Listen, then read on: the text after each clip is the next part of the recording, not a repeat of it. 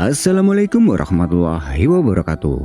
Masih dengan gua Vidi di Nyeritain Horor. Pada segmen kali ini Nyeritain Horor akan menceritakan pengalaman horor yang dialami oleh dua orang pendaki. Mereka adalah kakak beradik, yaitu Asep dan Mila. Ketika Mila memutuskan untuk mendaki Gunung Lawu bersama kakaknya yang bernama Asep, dia tidak pernah menyangka perjalanan itu akan membawa mereka ke dalam labirin misteri yang menegangkan. Bukan hanya jalur pendakian curam yang harus mereka hadapi, tetapi juga teror dan gangguan dari makhluk yang tidak kasat mata yang mengintai di balik kabut. Semua bermula dari sebuah kalung antik yang ditemukan Mila di Argo Dalem. Benda yang ternyata menyimpan kisah kelam dan mengundang murka penghuni gunung. Dari bisikan gaib, bayangan hitam, hingga perjalanan yang tidak berujung.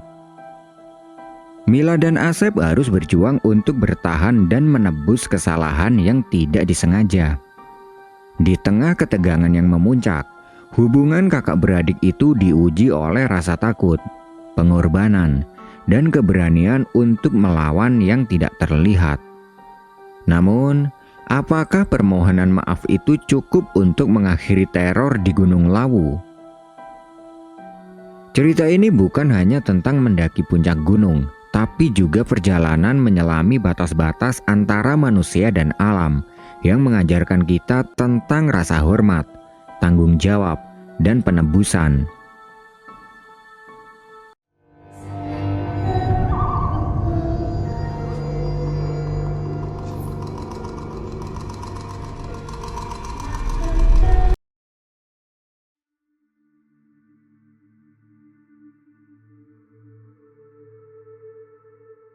Mila.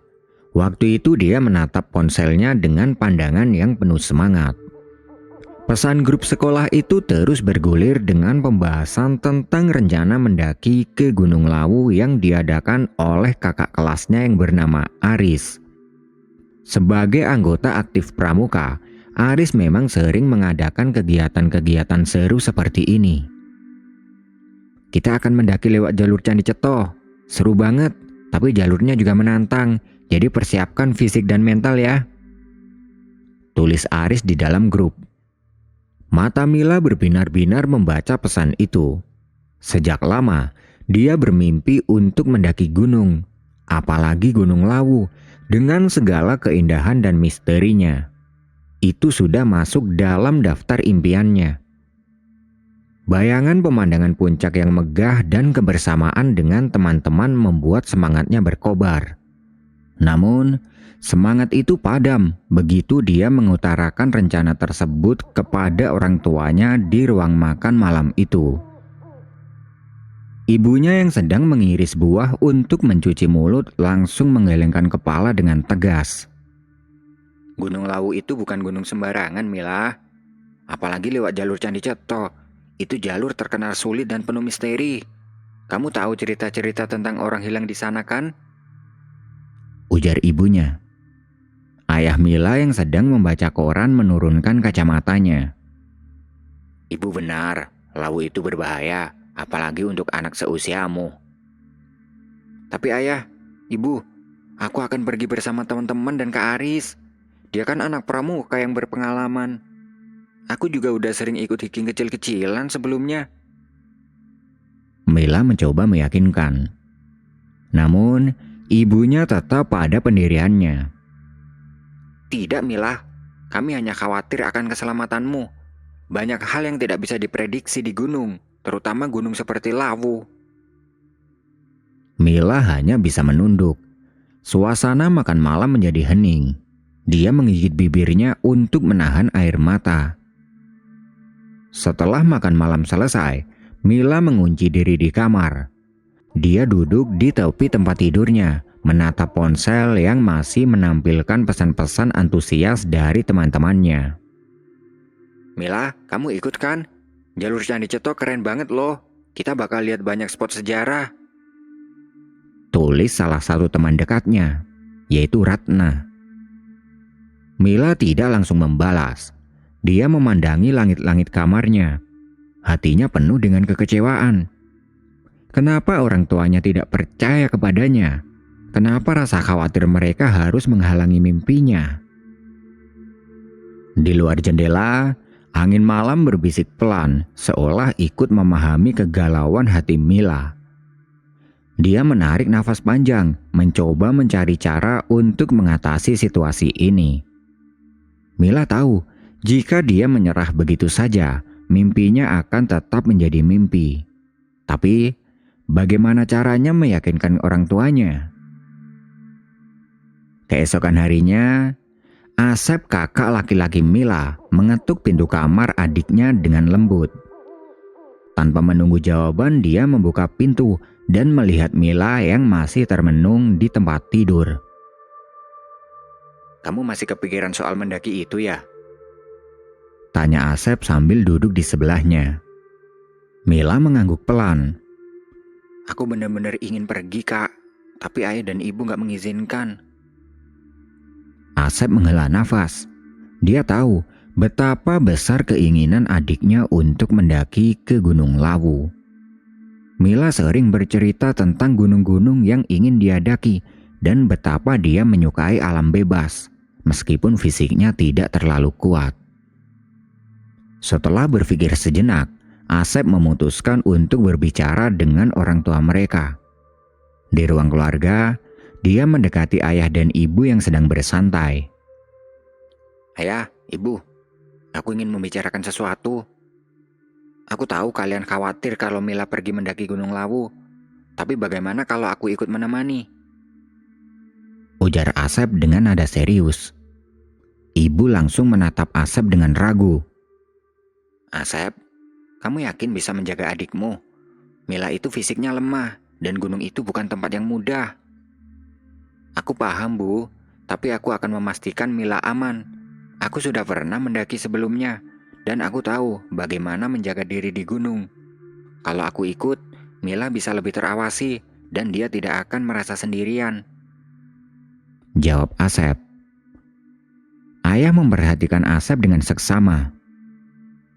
"Kamu tahu tanggung jawab ini besar kan? Kalau terjadi sesuatu pada Mila, itu ada di pundakmu." Asep mengangguk mantap. "Aku paham ya. Aku janji akan menjaga Mila dengan sungguh-sungguh." Setelah berdiskusi panjang, akhirnya orang tua mereka mengizinkan Mila pergi mendaki ke Gunung Lawu dengan syarat Asep harus selalu menjaga dan memastikan keselamatannya. Mila yang mendengar keputusan itu hampir melompat kegirangan. Dia memeluk Asep erat-erat.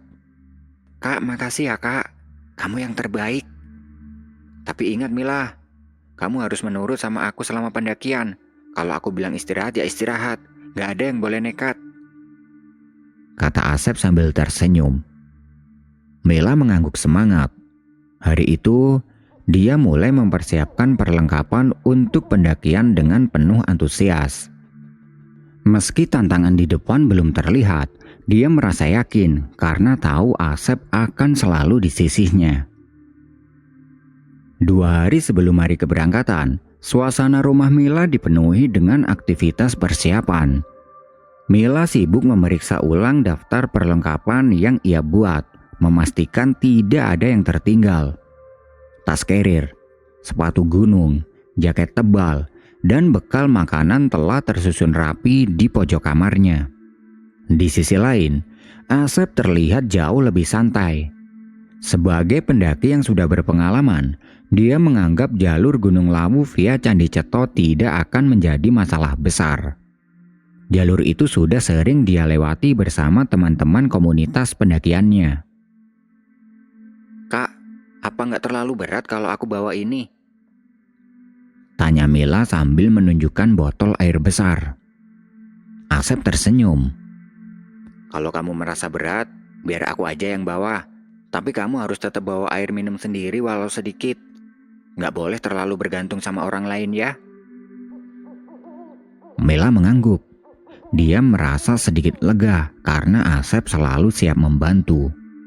Namun, dia juga ingin membuktikan bahwa dia bisa mandiri meskipun fisiknya lemah.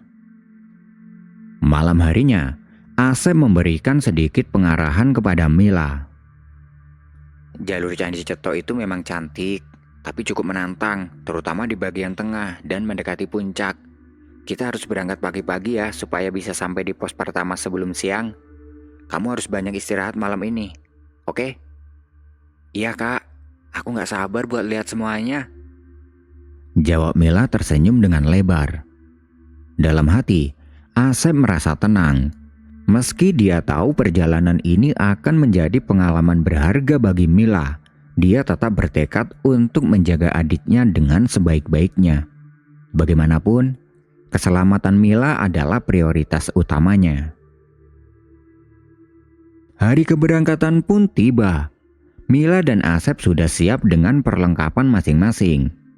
Pagi itu mereka berangkat menuju ke pos perizinan Gunung Lawu di jalur Candi Ceto. Suasana hati Mila bercampur antara gugup dan bersemangat, sementara Asep tetap tenang dan percaya diri. Setibanya di pos perizinan, mereka disambut oleh teman-teman sekolah Mila yang sudah berkumpul lebih dulu. Ada sekitar 14 orang teman Mila yang ikut dalam pendakian ini, termasuk senior mereka yang bernama Aris yang menjadi pemimpin rombongan. Aris langsung menyambut Asep dengan senyum lebar. Wah, Asep, lama gak ketemu bro. Seneng banget kamu bisa ikut. Dengan pengalamanmu, aku yakin pendakian ini akan lebih lancar. Asep menjabat tangan Aris. Iya nih, aku dengar Mila ikut, jadi aku memutuskan untuk menemani. Aku juga bisa bantu kalau ada apa-apa nanti. Aris mengangguk setuju. Mantap, berarti aku gak perlu khawatir soal teknis pendakian nih. Dengan kamu, aku yakin kita bisa menjaga semuanya tetap aman. Sementara itu, Mila memperhatikan teman-temannya yang sedang bercanda ria. Beberapa dari mereka sudah mengenakan perlengkapan lengkap, sementara yang lain masih sibuk merapikan barang bawaan mereka. Mila merasa senang bisa berada di tengah-tengah mereka, meskipun ada rasa gugup yang masih tersisa di hatinya. Aris dan Asep meminta semua anggota rombongan untuk duduk dan beristirahat sebentar. Aris kemudian pergi bersama Asep ke pos perizinan untuk menyelesaikan simaksi.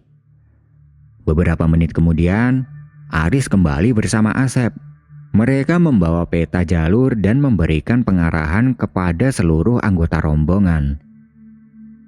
Jadi, kita akan melalui beberapa pos pemberhentian sebelum mencapai puncak. Jalur ini cukup curam di beberapa bagian, jadi kita harus tetap waspada dan tidak terburu-buru. Kalau ada yang merasa lelah atau kurang enak badan, segera beritahu ya. Jelas Aris sambil menunjuk peta. Asep menambahkan, Ingat, air minum adalah hal yang sangat penting. Jangan lupa minum secara teratur, meskipun kalian tidak haus. Dan jangan terlalu banyak membawa barang yang tidak perlu ya. Itu hanya akan memberatkan kalian di jalur yang menanjak. Semua anggota rombongan mendengarkan dengan serius. Beberapa dari mereka mencatat poin-poin penting di buku catatan kecil. Mila merasa kagum melihat Asep dan Aris begitu percaya diri dan terorganisir.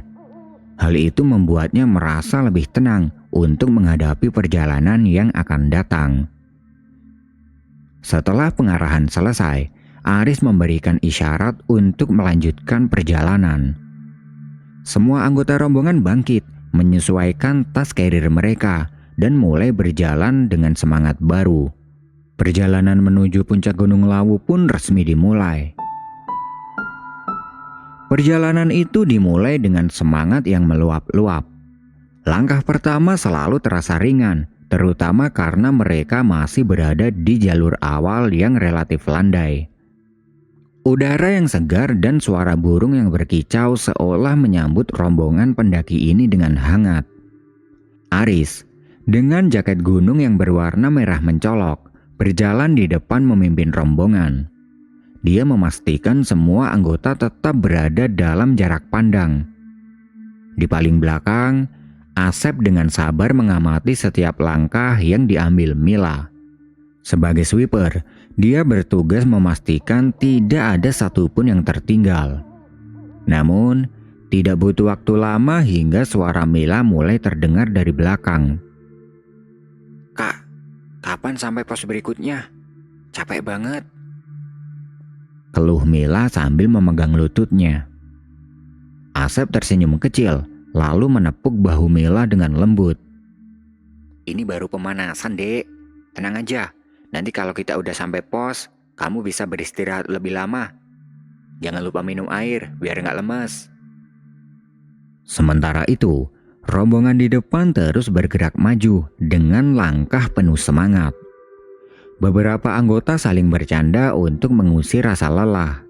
Sesekali, Aris melontarkan komentar jenaka yang membuat semuanya tertawa. Meski napas mereka mulai terengah-engah di jalur yang makin menanjak. Namun, seperti yang diduga, Mila dan Asep mulai tertinggal dari rombongan. Mila sering berhenti untuk menarik napas panjang atau sekedar mengatur ulang tali sepatunya yang tiba-tiba terasa longgar. Asep yang sudah terbiasa menghadapi situasi seperti ini, tetap sabar menghadapi adiknya. Kalau kamu terus berhenti kayak gini, kita bakal sampai di pos tengah malam loh. Ujar Asep sambil menyengir. Mila meringis. Ya maaf kak, aku gak kuat jalan terus kayak mereka. Kok mereka kayak gak ada yang capek ya? Mereka juga capek, cuman mereka gak banyak ngeluh. Lagi pula, mendaki gunung itu bukan soal siapa yang paling cepat sampai. Yang penting kamu harus terus bergerak dan menikmati perjalanannya. Perkataan Asep membuat Mila termenung. Dia mulai memperhatikan sekitar.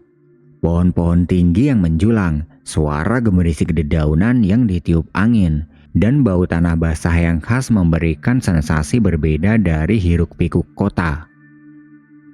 Mila tersenyum kecil, mungkin kakaknya benar, pikirnya.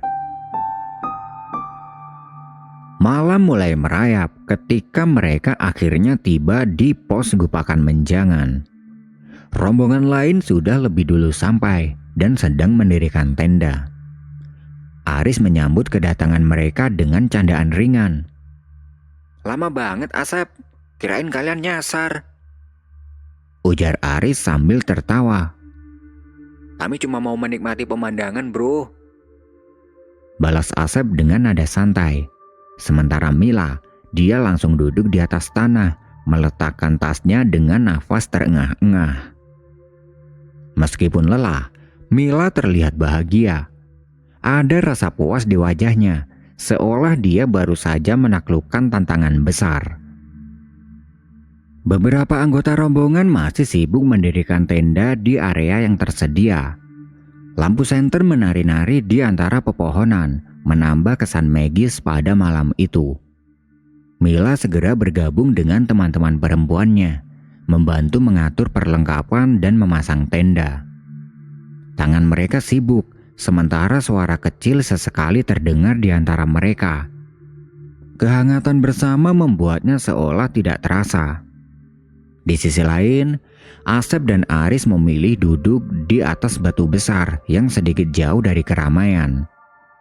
Asep menyerahkan cangkir kopi hangat kepada Aris, sementara dia sendiri mulai menyalakan rokok. Asap putih tipis mengepul, menyatu dengan kabut malam yang semakin tebal. Sering ke laut ya Sep? Tanya Aris mengaduk kopi di tangannya. Iya beberapa kali, tapi biasanya sama teman-teman komunitas, bukan pendakian ramai kayak gini. Jawab Asep sambil meniup asap rokoknya pelan-pelan. Aris mengangguk. Bagus juga kamu ikut. Dengan pengalamanmu, rasanya aku lebih tenang. Rombongan ini kan banyak yang baru pertama kali mendaki. Asep tersenyum kecil. Iya sih, tapi gak ada yang lebih repot dari adikku itu. Katanya melirik ke arah tenda tempat Mila berada. Fisiknya lemah, tapi semangatnya gede. Itu yang bikin aku khawatir sekaligus kagum. Aris tertawa kecil. Itu wajar, adik sendiri kan. Aku juga dulu pas pertama kali naik gunung ngos-ngosan terus. Tapi pengalaman itu yang bikin kita makin kuat. Mereka terus berbincang, membicarakan pengalaman mendaki gunung masing-masing. Meskipun usia mereka terpaut cukup jauh, obrolan itu mengalir hangat, seolah jarak usia tidak berarti apa-apa. Asap rokok dan aroma kopi menyatu dengan udara malam, menciptakan suasana akrab di tengah dinginnya gupakan menjangan. Dari kejauhan, suara tawa Mila dan teman-temannya terdengar, membawa sedikit kelegaan di hati Asep. Dia tahu perjalanan ini baru setengah jalan, tapi dia yakin bahwa Mila dengan segala keluhannya akan mampu melewatinya. Malam semakin larut dan satu persatu anggota rombongan mulai masuk ke dalam tenda masing-masing. Api unggun kecil yang mereka buat mulai meredup, menyisakan bara yang berpendar lemah. Hutan gupakan menjangan kembali sunyi, seolah mempersiapkan energi untuk perjalanan esok hari. Malam berlalu tanpa insiden apapun. Suara angin dan gemerisik dedaunan yang menemani tidur mereka menjadi musik latar yang menenangkan. Tepat pukul 4:30 pagi, rombongan terbangun oleh suara Aris yang memanggil setiap nama dengan nada tegas. Bangun, bangun! Waktunya siap-siap ke puncak! Serunya sambil mengetuk pintu tenda. Satu persatu anggota rombongan keluar dengan mata masih setengah mengantuk. Udara pagi yang dingin dan menusuk membuat beberapa dari mereka menggigil sambil membenahi jaket tebalnya. Meski tubuh terasa lelah, semangat untuk mencapai puncak membuat mereka bergerak cepat. Asep memastikan semua perlengkapan penting sudah disiapkan, sementara barang-barang yang tidak diperlukan ditinggal di pos gupakan menjangan. Jangan ada yang bawa beban berlebihan ya. Bawa air minum, senter, sama makanan ringan aja. Sisanya simpan di sini. Katanya dengan tegas sambil membantu Mila mengatur isi tasnya. Matahari mulai menunjukkan semburat jingga di ufuk timur ketika mereka memulai perjalanan. Jalur menuju Pasar Dieng yang terjal dan berbatu menguji stamina mereka. Mila, yang berjalan di paling belakang bersama Asep, mulai merasakan lelah di kakinya. Namun, dia tetap berusaha mengikuti ritme langkah kakaknya. Setelah beberapa saat berjalan, akhirnya mereka tiba di area Pasar Dieng, sebuah tempat yang dikenal sebagai salah satu titik paling mistis di Gunung Lawu. Kabut tebal menyelimuti tempat itu, membuat suasana terasa sunyi dan sedikit mencekam. Beberapa rombongan terlihat berbicara lebih pelan, seolah-olah enggan mengganggu keheningan di sana. Di tengah perjalanan melintasi Pasar Dieng, Asep tiba-tiba menghentikan langkah Mila. Dia menepuk bahu adiknya dengan lembut dan berbicara pelan. Dek, ingat ya. Nanti kalau lihat atau dengar apapun diem aja. Pura-pura gak tahu. Jangan noleh dan jangan bertanya. Ikuti aku terus. Mila mengerutkan kening dan merasa bingung. Kenapa kak? Emangnya ada apa di sini? Asep menatap Mila dengan serius. Kali ini nadanya lebih tegas. Kamu cuma perlu nurut. Jangan banyak bertanya. Mila ingin bertanya lebih jauh, tapi tatapan Asep membuatnya mengurungkan niat. Dia mengangguk pelan, mencoba mempercayai kakaknya sepenuhnya, meskipun rasa penasaran masih menggantung di hatinya. Saat mereka melanjutkan perjalanan, Mila mulai merasakan sesuatu yang aneh. Angin di tempat itu terasa berbeda, berhembus pelan tapi membawa aroma yang asing. Sesekali, Mila merasa seperti mendengar suara sayup-sayup. Entah suara tawa kecil atau langkah kaki yang terdengar dari jauh. Dia menoleh ke sekitarnya, tapi hanya mendapati kabut yang semakin tebal. Ingat Mila, fokus aja ke jalan. Bisik Asep yang berjalan di sampingnya, membuat Mila tersadar dan segera menunduk, mengarahkan pandangannya ke langkah kakinya sendiri. Sementara itu, rombongan di depan terlihat tetap berjalan dengan tenang, meskipun beberapa di antaranya juga menunjukkan tanda-tanda gugup. Aris yang memimpin di depan sesekali menoleh untuk memastikan semua anggota tetap dalam barisan. Suasana di Pasar Dieng terus membawa rasa misteri yang sulit dijelaskan. Namun, berkat peringatan Asep, Mila tetap melangkah tanpa berkata apa-apa. Dalam diam, dia belajar untuk percaya bahwa ada hal-hal yang memang lebih baik diterima tanpa harus dipahami. Ketika akhirnya melewati area itu, Mila merasa seperti baru saja keluar dari sebuah mimpi yang aneh. Kabut mulai menipis dan jalur menuju puncak mulai terlihat di depan. Nafas Mila perlahan teratur kembali dan dia melirik Asep yang tersenyum kecil ke arahnya. Kamu hebat, Dek. Kita hampir sampai. Ujar Asep sambil menepuk bahunya. Mila hanya tersenyum kecil, menyimpan pertanyaan tentang Pasar Dieng di dalam hati. Mungkin suatu hari nanti dia akan mendapatkan jawabannya. Udara dingin semakin menusuk saat rombongan tiba di area Hargo Dalem. Waktu menunjukkan sekitar pukul 5:30 pagi, dan langit mulai berubah warna. Dari kegelapan malam yang pekat, semburat oranye dan merah muda perlahan muncul di cakrawala, menyelimuti tempat itu dengan cahaya hangat yang memukau. Subhanallah, indah banget. Gumam Mila dengan mata berbinar. Dia berdiri terdiam menikmati pemandangan itu sambil menarik nafas panjang, mencoba mengisi paru-parunya dengan udara segar khas pegunungan. Rombongan lainnya juga berhenti sejenak menikmati momen yang jarang mereka temui.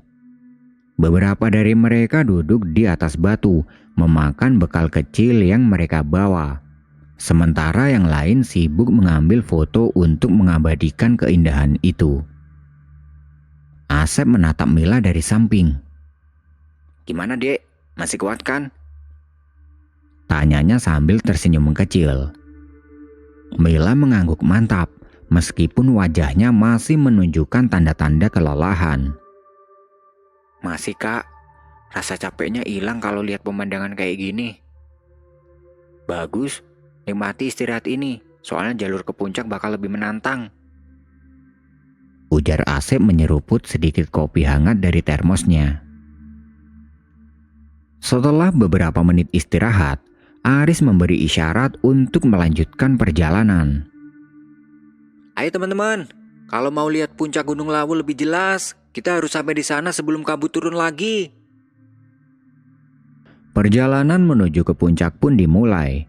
Jalur menanjak yang mereka lewati semakin terjal dan licin. Mila seringkali harus berhenti untuk menarik nafas, tapi Asep selalu ada di sisinya, memberinya semangat agar terus maju. Pelan-pelan aja, Dek, jangan dipaksain. Ujar Asep sambil sesekali membantu menarik tangan Mila saat langkahnya mulai goyah. Rombongan juga saling mendukung. Teman-teman Mila, meskipun terlihat lelah, tetap memberikan motivasi dengan canda tawa kecil. Hal ini membuat suasana tetap ringan meskipun tenaga mereka terkuras.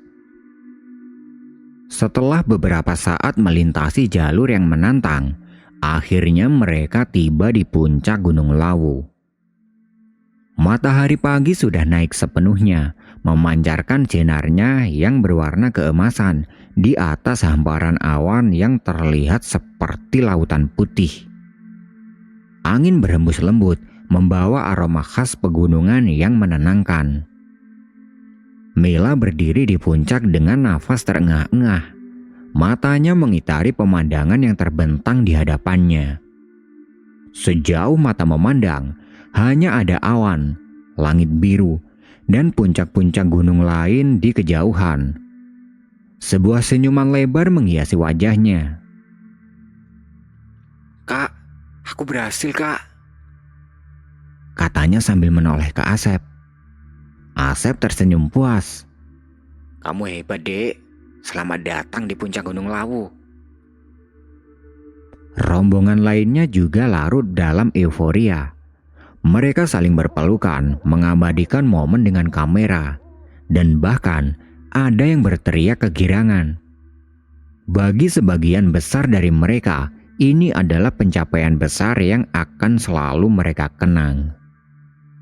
Mila duduk di atas sebuah batu, memandangi pemandangan yang seolah diambil langsung dari mimpi. Semua kelelahan yang dia rasakan seolah sirna. Dalam hatinya, dia tahu bahwa pendakian ini bukan hanya tentang menaklukkan ketinggian, tapi juga tentang menaklukkan keraguannya pada diri sendiri.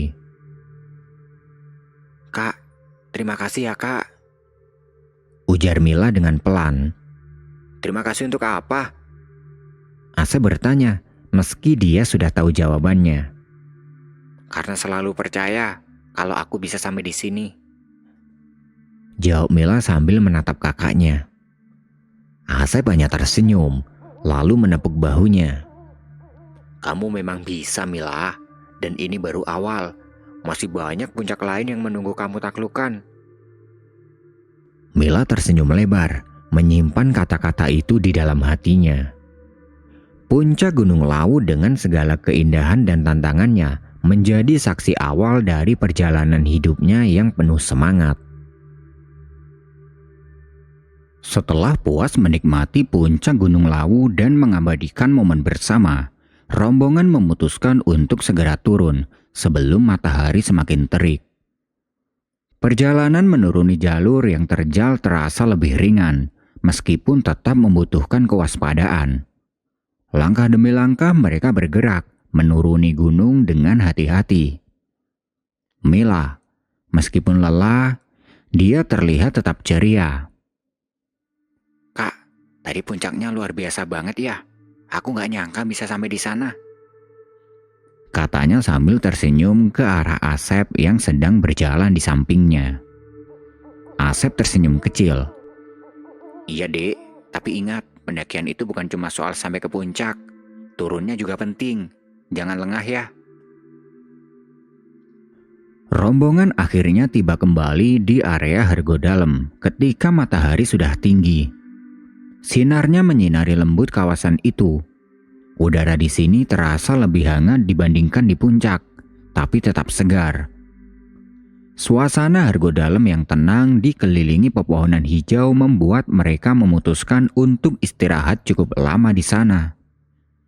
Tidak jauh dari tempat mereka istirahat, sebuah bangunan kecil yang sederhana tampak berdiri kokoh di antara kabut yang mulai menipis. Warung Boem, tempat yang sudah terkenal di kalangan pendaki, menjadi tujuan utama mereka berikutnya. Warung Boem, akhirnya. Seru salah satu teman Mila dengan antusias. Mila yang belum pernah mendengar tentang tempat itu menatap Asep dengan penasaran. Kak, warung di sini beneran jual makanan? Asep tertawa kecil.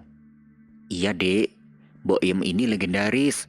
Di ketinggian seperti ini masih bisa jualan makanan lengkap. Kamu bakal suka. Rombongan segera memasuki warung kecil itu. Aroma makanan khas seperti nasi pecel, mie rebus, dan gorengan langsung menyambut mereka. Boem, seorang wanita tua dengan senyum ramah, melayani mereka dengan cekatan, meskipun warungnya dipenuhi pendaki dari berbagai rombongan.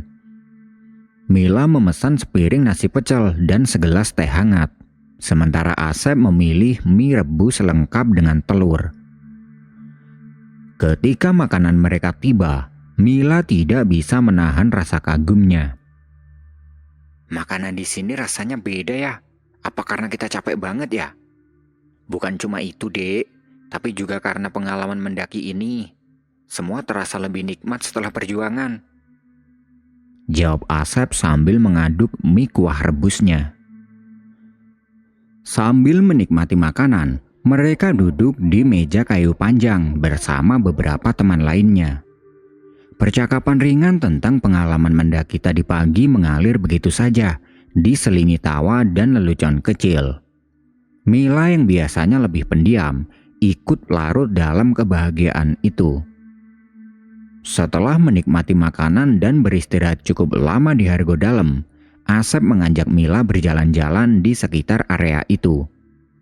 Suasana di Hargo Dalam terasa berbeda, sejuk dan tenang, dengan aura yang penuh ketenangan. Tempat ini tidak hanya menjadi persinggahan para pendaki, tapi juga dikenal memiliki bangunan-bangunan sakral yang dihormati oleh masyarakat setempat. Dek, di sini ada beberapa tempat yang dianggap sakral. Kalau jalan-jalan, jangan sembarangan ya. Tetap sopan, jangan sentuh apapun yang bukan milik kita, kata Asep mengingatkan adiknya. Mila mengangguk, mengikuti langkah-langkah kakaknya dengan hati-hati. Mereka melewati sebuah bangunan kecil dengan ukiran-ukiran kuno di sekelilingnya. Di depan bangunan itu, terdapat dupa yang masih menyala, mengeluarkan aroma khas lembut yang menusuk hidung. Kabut tipis yang menggantung di sekitar bangunan menambah kesan mistis. Saat Mila melangkah lebih dekat, kakinya hampir menginjak sesuatu yang bersinar di antara rerumputan. Dia berhenti mendadak, memandang benda itu dengan rasa penasaran. Kak, lihat ini, serunya sambil menunjuk ke arah benda itu. Asep mendekat dan ikut memperhatikan. Di hadapan mereka, tergeletak sebuah kalung unik yang terlihat antik. Liontin kalung itu berbentuk lingkaran kecil dengan ukiran rumit di sekelilingnya, seperti simbol-simbol kuno yang tidak mereka kenal.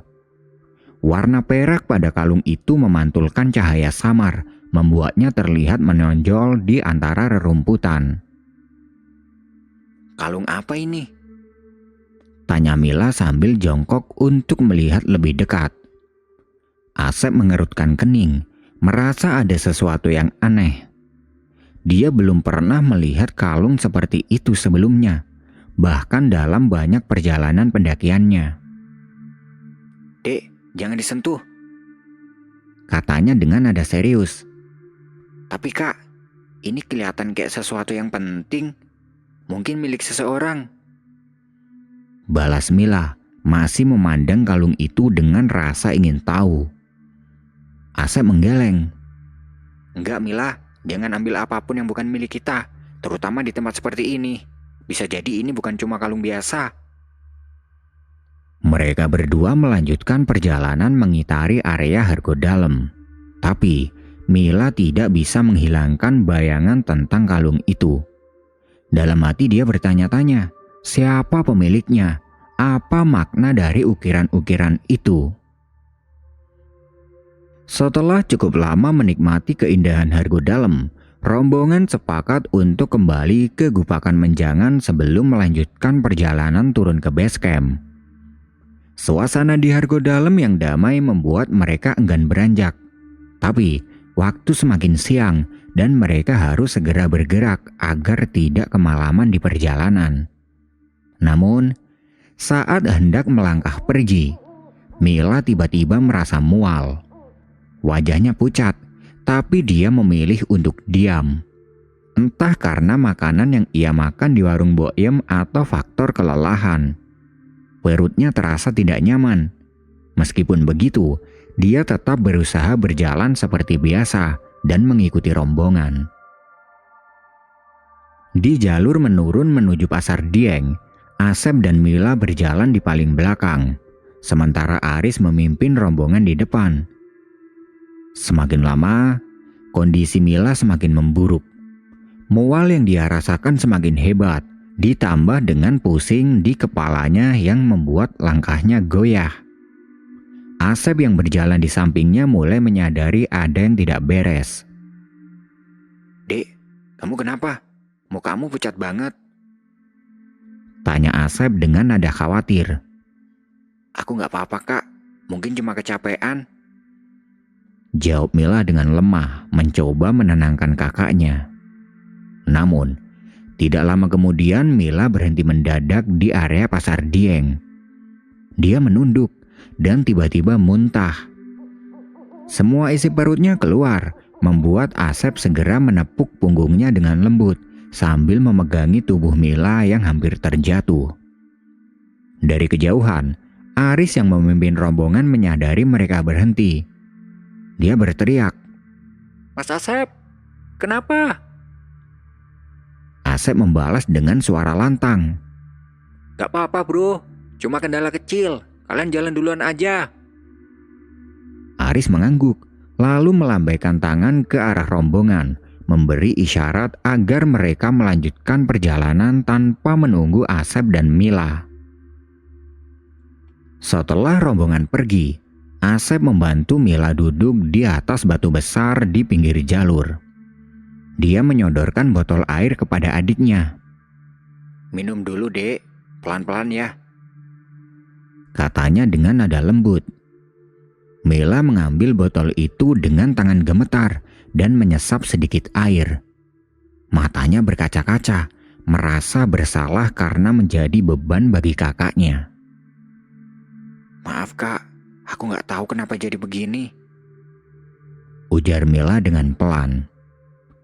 Asep tersenyum kecil, mencoba menenangkan adiknya. Gak apa-apa dek, mendaki gunung itu memang gak mudah, apalagi buat yang belum terbiasa. Istirahat dulu aja di sini, kalau udah enakan kita lanjut pelan-pelan. Mereka duduk di sana selama beberapa menit. Suasana di Pasar Dieng terasa sunyi, hanya suara angin dan gemerisik dedaunan yang terdengar. Kabut tipis mulai turun, menambah suasana misterius di tempat itu. Asep memperhatikan keadaan sekitar sambil memastikan tidak ada yang aneh. Setelah Mila merasa sedikit lebih baik, dia berusaha berdiri. Namun, begitu melangkah pandangannya terasa berbeda. Kabut di sekitarnya tiba-tiba terasa lebih tebal, dan dalam penglihatannya mulai terlihat bayangan-bayangan samar orang-orang berlalu lalang. Mila mengercap-ngercapkan mata, mencoba memastikan apa yang dia lihat itu bukan hanya halusinasi akibat pusing. Kak, ini di mana? Tanya Mila dengan suara pelan namun penuh penasaran. Asep menoleh ke arah adiknya, lalu menjawab dengan nada tenang. Kita masih di Pasar Dieng, dek. Mila terdiam. Perkataan Asep itu membuat bulu kuduknya merinding. Dia memandang ke sekeliling, dan semakin jelas terlihat bayangan-bayangan samar itu. Mereka tampak seperti sedang bertransaksi, layaknya di pasar tradisional. Tapi semuanya terlihat begitu kabur dan tidak nyata. Kak, itu... Mila menunjuk salah satu bayangan yang terlihat membawa bakul di punggungnya. Asep segera meraih tangan Mila dan menggenggamnya erat. Dek, jangan banyak bicara. Fokus aja ke jalannya. Jangan lihat kemana-mana. Ujar Asep dengan nada tegas. Mila mengangguk meskipun rasa takut mulai merayapi dirinya. Dia menunduk, berusaha hanya melihat langkah kakinya sendiri sambil tetap mengikuti Asep. Namun, dari sudut matanya dia masih bisa merasakan keberadaan bayangan-bayangan itu. Suara samar seperti obrolan pasar mulai terdengar di telinganya, meskipun tidak jelas apa yang dibicarakan. Asep terus memegang tangan Mila, membimbingnya melewati area tersebut. Setelah beberapa saat, kabut mulai menipis dan suasana kembali sunyi. Mila menarik napas lega, tapi rasa dingin di tubuhnya masih terasa. Setelah berhasil melewati Pasar Dieng, Asep dan Mila melanjutkan perjalanan turun menuju Gupakan Menjangan.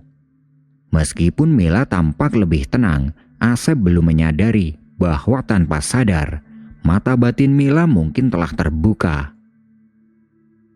Di tengah perjalanan, ketika mereka hampir sampai di Gupakan Menjangan, Mila tiba-tiba berhenti. Matanya tertuju ke arah sebuah pohon besar yang ada di sisi kanan jalur. Di bawah pohon itu, dia melihat sosok hitam besar yang bergoyang-goyang, seperti pohon yang tertiup angin. Mila langsung merangkul Asep sambil berteriak histeris. Kak, itu apa? Teriaknya sambil memeluk erat kakaknya. Asep terkejut dan segera memegangi bahu Mila. Dek, ada apa? Apa yang kamu lihat? Tanyanya dengan nada cemas. Namun, Mila tidak menjawab. Tubuhnya gemetar hebat dan dia hanya bisa menunjuk ke arah pohon itu tanpa berkata apa-apa. Asep mencoba melihat ke arah yang ditunjuk Mila, tapi dia tidak melihat apa-apa selain pohon yang diam di tengah kabut. Tenang Mila, tenang. Kita jalan lagi ya. Kakak ada di sini. Ujar Asep sambil menuntun adiknya menjauh dari tempat itu. Mila tidak berkata apa-apa. Dia hanya mengikuti langkah Asep dengan tubuh yang masih gemetar. Asep memegang tangan Mila erat-erat, memastikan adiknya tetap berjalan meskipun ketakutan. Setibanya di Gupakan Menjangan, rombongan lain menyambut mereka dengan tatapan khawatir.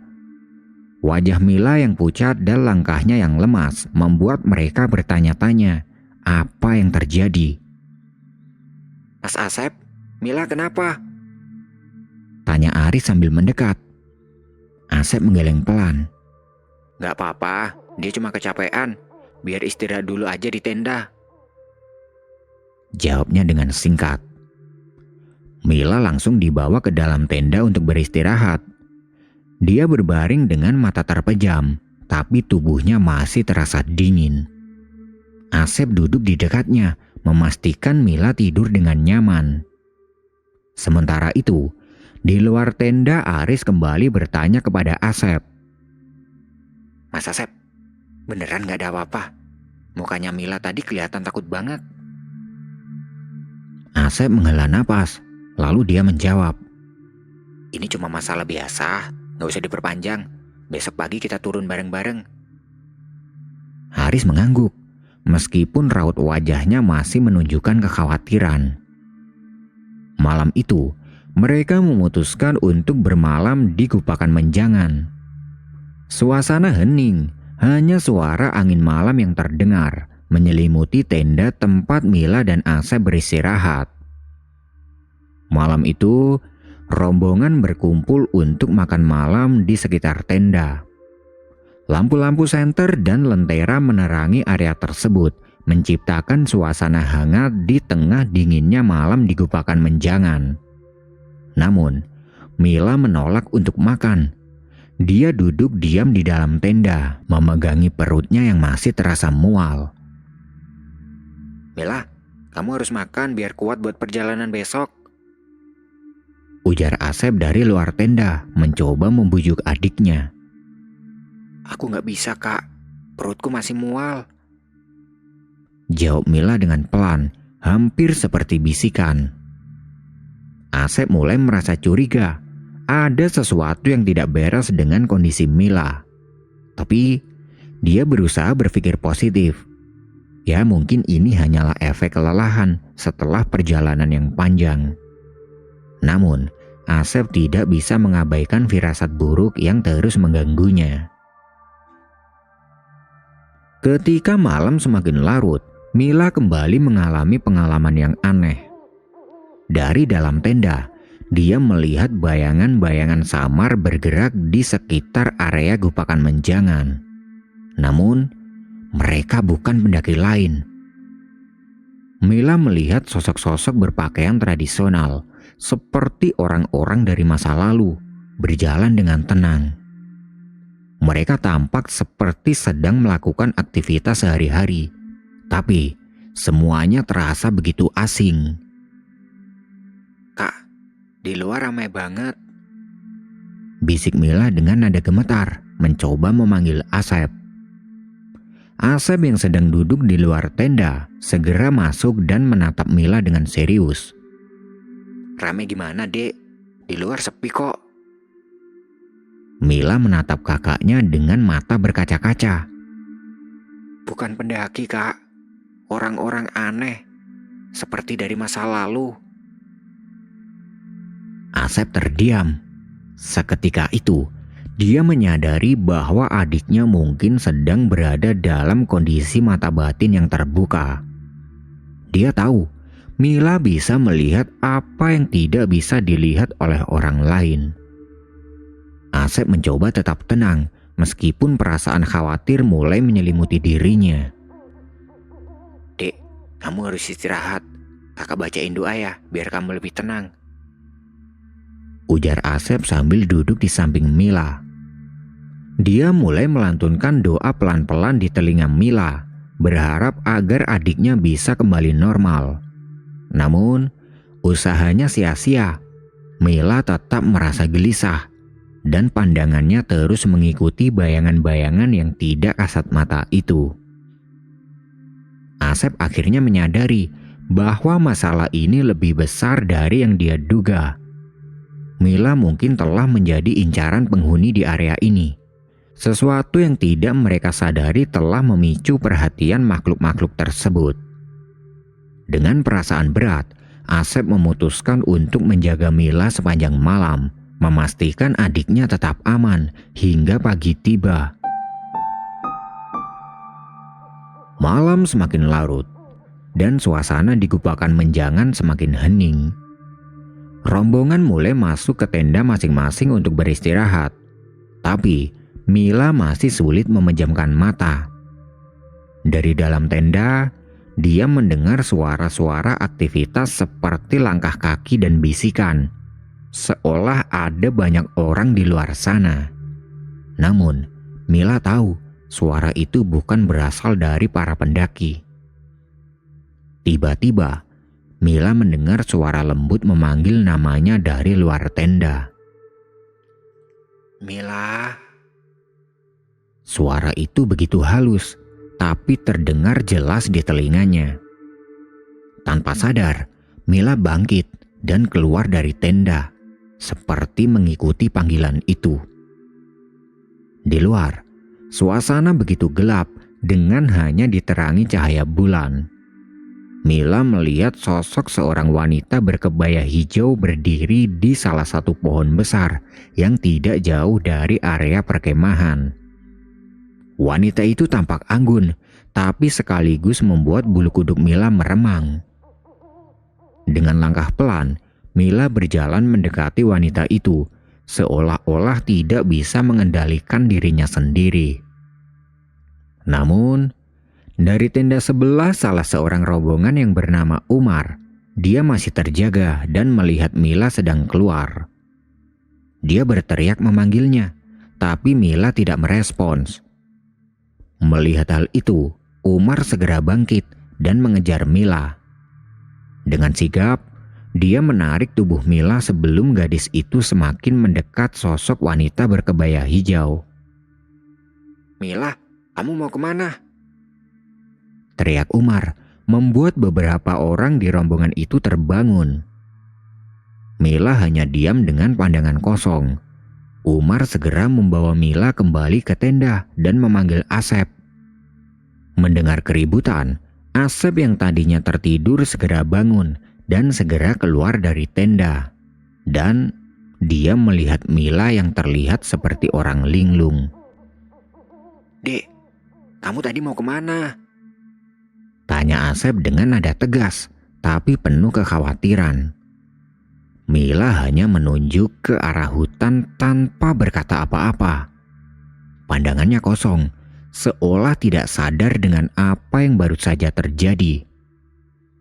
Melihat kondisi Mila, Asep merasa semakin panik. Malam itu, suasana perkemahan menjadi gaduh. Beberapa anggota rombongan berkumpul di sekitar tenda Asep untuk mencari tahu apa yang terjadi. Namun, Asep hanya meminta mereka tenang dan kembali ke tenda masing-masing. Bersama Aris, dia memutuskan untuk berjaga sepanjang malam untuk memastikan Mila tidak keluar lagi. Namun, ketegangan tidak berhenti di situ. Ketika malam semakin larut, Mila tiba-tiba berteriak di dalam tenda. Kak, Tolong, ada sosok hitam mau mencekikku. Asep dan Aris segera masuk ke dalam tenda. Mereka melihat Mila yang ketakutan dan gemetar hebat. Asep memeluk adiknya dengan erat, mencoba menenangkannya. Kak, aku gak mau di sini lagi. Aku takut.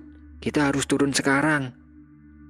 Pinta Mila dengan suara gemetar. Asep merasa bimbang. Waktu sudah menunjukkan pukul 11 malam dan perjalanan turun dalam gelap tentu sangat beresiko. Namun, dia juga tidak ingin membiarkan Mila terus mengalami teror seperti ini. Setelah berdiskusi panjang dengan Aris, akhirnya Asep dan Aris sepakat untuk membawa Mila turun malam itu juga. Suasana di perkemahan Gupakan Menjangan dipenuhi dengan kekhawatiran, terutama dari Umar dan beberapa anggota rombongan yang sudah mengetahui kondisi Mila. Namun, mereka tidak punya pilihan lain. Keadaan Mila terus memburuk dan Asep merasa bahwa turun malam itu adalah satu-satunya cara agar adiknya bisa kembali tenang. Aku titip rombongan di sini ya, Mar. Pastikan kalian semua tetap di area perkemahan dan jangan ada yang bergerak sampai pagi, kata Aris kepada Umar. Umar mengangguk tegas. Iya kak, aku bakal jaga semuanya. Kalian hati-hati di jalan ya. Setelah berkemas, dengan cepat Asep, Aris, dan Mila bersiap untuk perjalanan turun. Udara malam terasa semakin dingin dan kabut tipis mulai menyelimuti area perkemahan. Dengan senter di tangan dan tas ringan di punggung, mereka memulai perjalanan menuruni jalur terjal Gunung Lawu. Langkah-langkah mereka menggema di tengah kesunyian malam. Aris berjalan di depan sebagai penunjuk jalan, sementara Asep berada di samping Mila, memegang tangan adiknya dengan erat. Mila tampak lemah, tapi dia berusaha melangkah sekuat tenaga. Beberapa menit berjalan, suasana berubah dan semakin hening. Suara angin yang berhembus tiba-tiba terasa seperti bisikan di telinga mereka. Mila mulai merasa tidak nyaman dan tiba-tiba dia menghentikan langkahnya.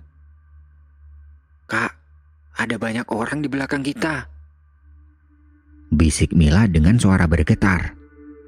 Asep langsung menoleh ke belakang, tapi yang dia lihat hanyalah kegelapan. Sinar senter miliknya tidak menangkap apapun selain pepohonan dan kabut yang mengambang di udara. Mila, gak ada siapa-siapa. Itu cuma kabut. Namun, Mila menggeleng lemah. Matanya membulat penuh ketakutan, dan dia menunjuk ke arah belakang mereka. Itu kak, itu banyak. Mereka berjalan pelan, kayak ngikutin kita. Bajunya seperti orang-orang zaman dulu. Asep merasa bulu kuduknya meremang. Dia tahu Mila tidak mungkin berbohong, apalagi dalam kondisi seperti ini. Dia menarik nafas panjang, mencoba menenangkan dirinya sendiri sebelum berbicara dengan nada yang tegas namun lembut. Mila, ingat apa yang kakak tadi bilang. Kalau kamu ngelihat sesuatu yang aneh, jangan hiraukan. Fokus aja ke jalan. Mereka gak akan ganggu kita kalau kita gak ganggu mereka. Mila menunduk dan mengangguk pelan, meskipun tubuhnya masih gemetar. Dia menggenggam tangan Asep lebih erat, berusaha menahan rasa takut yang terus menggerogoti hatinya. Sementara itu, Aris yang berjalan di depan mulai merasa ada yang tidak beres. Sesekali dia menoleh ke belakang untuk memastikan mereka tetap bersama. Namun, langkahnya melambat ketika dia mulai mendengar suara-suara samar, seperti gemerincing lonceng kecil yang terbawa angin. Kalian dengar suara itu nggak? Tanya Aris dengan suara rendah. Asep hanya menggeleng, tapi dia tahu bahwa Aris juga merasakan sesuatu yang ganjil. Mereka melanjutkan perjalanan dengan langkah lebih cepat, berharap bisa segera keluar dari area tersebut. Saat mereka sampai di sebuah area terbuka yang dikenal sebagai bulak peperangan, Mila kembali berhenti. Kali ini wajahnya pucat pasi dan terlihat seperti ingin menangis. Kak, mereka semakin dekat. Mereka berdiri di sana dan menatap kita. Bisik Mila sambil menatap ke arah sekeliling. Asep merasakan dingin menjalar ke seluruh tubuhnya.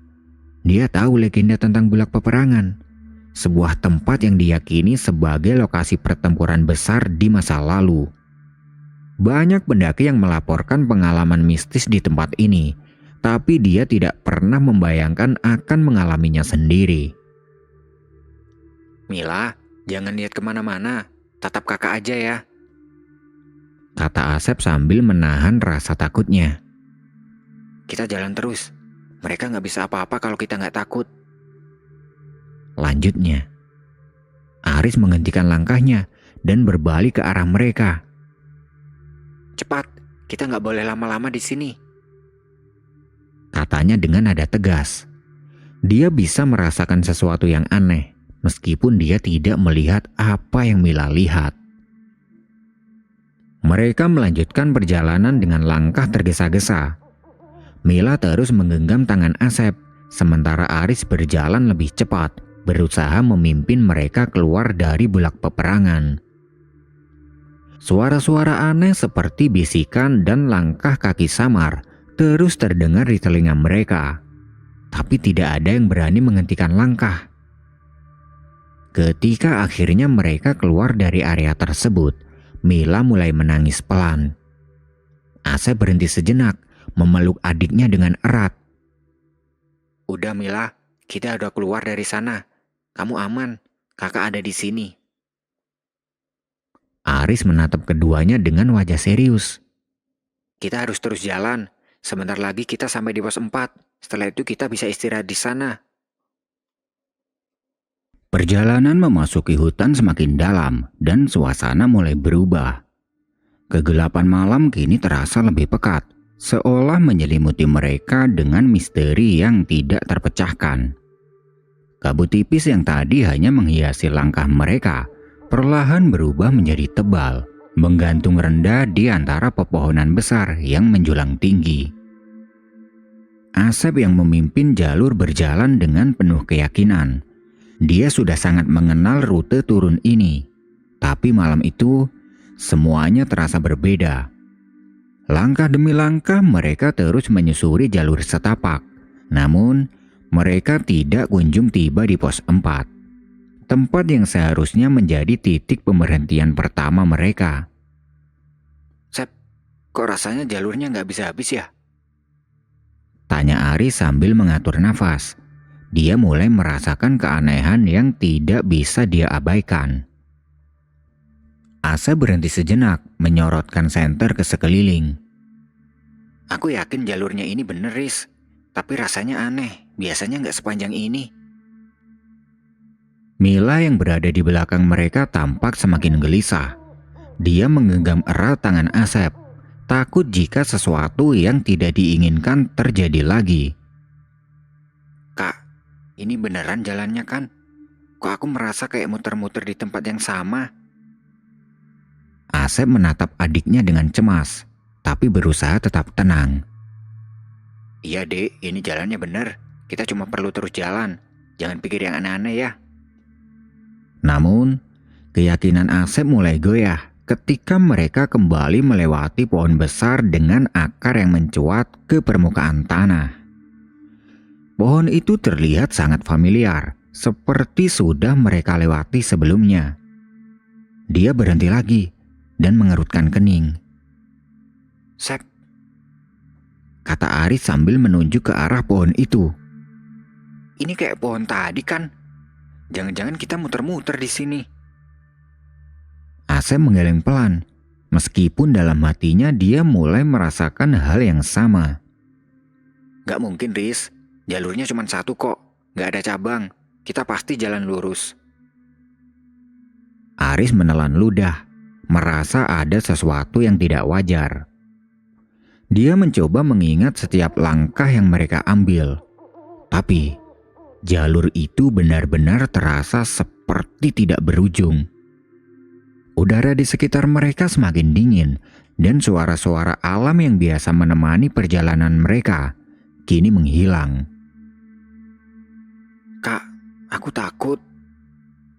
Mila berbisik sambil menggenggam tangan Asep lebih erat.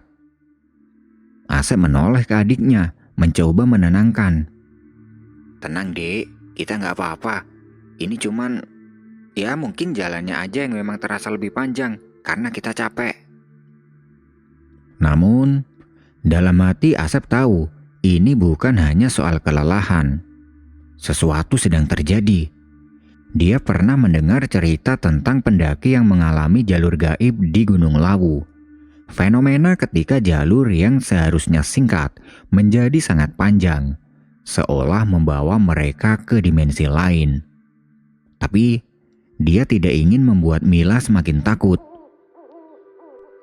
Aris yang mulai kehilangan kesabaran, tiba-tiba dia berkata, Sep, coba kita berhenti sebentar. Kita kumpulin pikiran dulu. Kalau kita terus jalan tanpa arah, aku takut kita malah semakin jauh. Asep mengangguk setuju. Mereka bertiga akhirnya berhenti di tengah jalur, duduk di atas batu besar yang kebetulan ada di tepi jalan setapak. Suasana sekitar mereka begitu sunyi, hanya terdengar deru nafas dan suara daun yang bergesekan pelan. Aku yakin kita nggak tersesat, kata Asep mencoba meyakinkan dirinya sendiri. tapi ada sesuatu di sini yang nggak beres. Aris memandang Asep dengan serius. Kalau gitu, kita harus tenang. Jangan sampai panik. Kalau kita panik, itu yang bakal bikin kita nggak bisa keluar dari sini. Tiba-tiba, Mila meremas lengan Asep dengan kuat. Kak, aku dengar suara. Bisiknya dengan nada bergetar. Asep langsung terdiam, memasang telinganya. Awalnya dia tidak mendengar apa-apa, tapi beberapa detik kemudian, suara itu mulai terdengar. Suara langkah kaki samar di belakang mereka, seperti seseorang sedang berjalan mengikuti mereka. Aris menyalakan senter dan mengarahkannya ke jalur yang baru saja mereka lewati. Namun, tidak ada apa-apa di sana, hanya kegelapan dan kabut tebal. Ada siapa? Tanya Aris dengan nada tegas, meskipun dia tahu tidak akan ada jawaban. Suara langkah kaki itu tiba-tiba berhenti, digantikan oleh suara seperti orang berbisik-bisik. Mila semakin ketakutan dan tubuhnya mulai gemetar. Kak, kita harus pergi dari sini. Aku nggak mau di sini lagi. Asep berdiri, menarik tangan Mila dengan lembut. Oke, kita jalan lagi. Jangan lihat ke belakang. Jangan hiraukan apapun yang kalian dengar. Mereka bertiga kembali berjalan dengan langkah cepat, berusaha meninggalkan keanehan yang terus mengikuti mereka. Namun, jalur itu tetap terasa tidak berujung. Pohon-pohon di sekitar mereka terlihat semakin gelap dan menyeramkan, seolah menatap mereka dengan tatapan kosong. Ketika rasa putus asa mulai menyelimuti mereka, tiba-tiba Asep melihat sesuatu di kejauhan. Cahaya kecil yang berkedip-kedip di antara pepohonan. Riz, lihat itu. Seru Asep sambil menunjuk ke arah cahaya tersebut. Aris memperhatikan dengan seksama. Kayaknya itu pos. Ayo kita ke sana. Mereka bertiga segera berjalan menuju ke cahaya itu dengan langkah terburu-buru. Hati mereka dipenuhi harapan, meskipun rasa takut masih membayangi. Namun, ketika mereka semakin mendekat, cahaya itu tiba-tiba menghilang, meninggalkan mereka dalam kegelapan yang lebih pekat. Mila hampir menangis. Kak, kenapa cahayanya hilang? Kita ini di mana? Asep menggenggam bahu Mila, mencoba menenangkannya. Gak apa-apa dek, kita pasti bisa keluar. Percaya sama kakak. Namun, dalam hati Asep merasa semakin ragu. Apakah mereka benar-benar bisa keluar dari hutan ini? Ataukah mereka telah terjebak dalam permainan misteri Gunung Lawu? Langkah mereka semakin berat. Tubuh terasa lelah setelah perjalanan yang seperti tidak berujung. Kabut tebal masih menyelimuti jalur, sementara udara malam semakin dingin. Namun, ada sesuatu yang janggal. Di tengah kelelahan yang mendera Aris dan Asep, Mila justru tampak berbeda. Dia tidak mengeluh sedikit pun, bahkan langkahnya terasa ringan, seperti tidak merasakan lelah sama sekali. Mila, kamu gak capek? Tanya Aris sambil melirik ke arahnya. Mila hanya menggeleng pelan, wajahnya datar dan tanpa ekspresi. Aku baik-baik aja, Kak. Jawaban itu membuat Asep sedikit khawatir, tapi dia memilih untuk tidak banyak bicara. Mungkin Mila hanya berusaha tegar di tengah situasi seperti ini, pikirnya. Mereka akhirnya memutuskan untuk berhenti sejenak di sebidang tanah datar yang cukup luas. Asep dan Aris duduk di atas akar pohon besar sambil mengatur nafas, sementara Mila berdiri memandang ke arah hutan, seolah mencari sesuatu. Mila, duduk dulu, kita istirahat sebentar, ujar Asep sambil menepuk tanah di sebelahnya. Namun Mila tidak menjawab. Dia hanya diam, menatap lurus ke dalam gelapnya hutan. Sebelum Asep sempat mengulang ucapannya, tiba-tiba Mila berlari ke arah hutan tanpa berkata apa-apa. Mila, tunggu! Teriak Asep, langsung bangkit mengejarnya. Aris ikut berdiri dan mengejar Mila bersama Asep. Namun, kecepatan Mila benar-benar tidak wajar. Tubuh kecilnya melesat di antara pepohonan, menghindari akar dan ranting dengan lincah, membuat Asep dan Aris kewalahan. Sep, ini aneh. Kok bisa dia lari secepat itu? Teriak Aris sambil terengah-engah. Asep tidak menjawab. Dia hanya fokus mengejar Mila, meskipun tubuhnya sudah terasa lelah.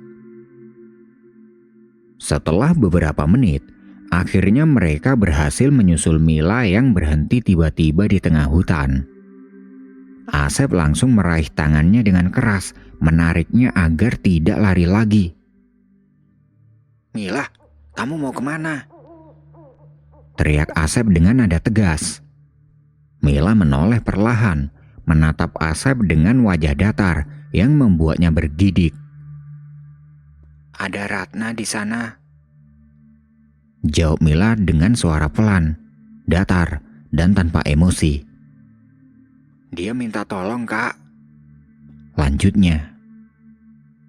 Jawaban itu membuat Asep dan Aris terdiam sejenak. Ratna, teman satu rombongan mereka. Tapi Ratna tidak ada di sini. Dia masih bersama rombongan di perkemahan Gupakan Menjangan. Mila, dengar kakak, kata Asep, berusaha tetap tenang meskipun tubuhnya gemetar. Di sini gak ada Ratna, Mila. Dia masih di atas. Dia masih sama teman-teman kita. Kalau kamu terus ke sana, kamu bisa tersesat atau celaka. Itu hutan lebat, Dek. Namun, Mila hanya menggeleng perlahan. Matanya tetap menatap ke arah hutan yang sangat gelap. Tidak, Kak. Ratna ada di sana. Aku dengar dia manggil tadi. Asep menarik nafas panjang, lalu menggenggam bahu adiknya erat-erat. Mila, ini kakak. Kamu dengar suara kakak kan? Jangan hiraukan apa yang kamu dengar dan kamu lihat. Itu bukan Ratna.